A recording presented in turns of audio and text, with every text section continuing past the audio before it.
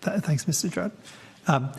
Secretary, in relation to Pakistan, we have seen over the last several months serious deterioration in the political situation, repeated instances of excessive force being used against protesters, mass arrests of political opponents, including extremely high-profile political opponents, not least of which the former Prime Minister, reports of at least 2 prominent journalists going missing, and we've seen civilians being tried under military law, contrary to international standards.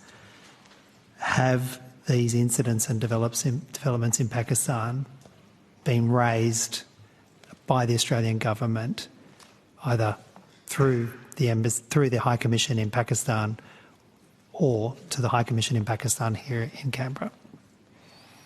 Thank you, Senator. I'll defer to Mr. Cowan. Senator Gary Cowan, First Assistant Secretary, North and South Asia Division. Yes, Senator, we'd agree that there's been a sustained period of volatility in Pakistan, especially since the dismissal of Imran Khan's government last year in April, and tensions rose significantly after his arrest on the 9th of May. And as you note, there's been mass protests and, I guess, reactions from the security forces. Mr. Khan was released on the 11th of May, and there are some ongoing cases in that regard. We've been closely monitoring the situation, including for consular and security implications for Australians in Pakistan. We've been making clear that we support a Pakistan that's peaceful, prosperous, democratic, and adheres to the rule of law. We've been calling on parties to adhere to the rule of law and respect and promote human rights. We've been engaging with Pakistan's authorities mainly through our High Commission in Islamabad.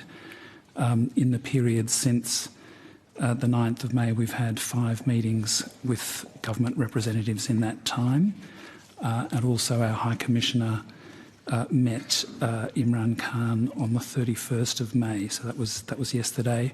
We've registered our interest in the case and in broader events and their handling. And I appreciate that, Ms. Cowan, particularly the meeting yesterday.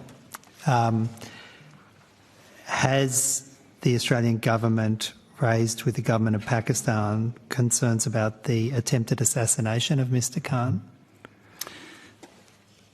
Senator, I don't have information specifically on those, the words you've put there, but we have certainly raised the general issues I've mentioned. We've particularly also pointed to the case of Mr. Imran Khan, and we've signalled that interest by calling on different elements of, members of the government, both state and central, and also through the meeting with Imran Khan himself.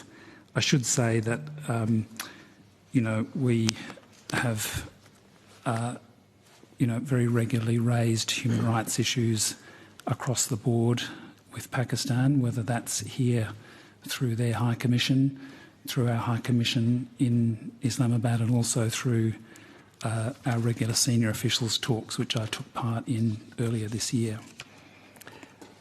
Has the government considered using targeted Magnitsky sanctions against individuals within the Pakistani government who are perpetrating these violations of human rights and gross breaches of international law?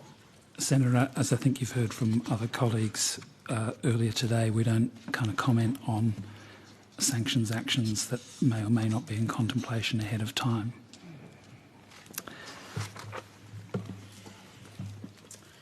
Thanks, Ms. Cowan.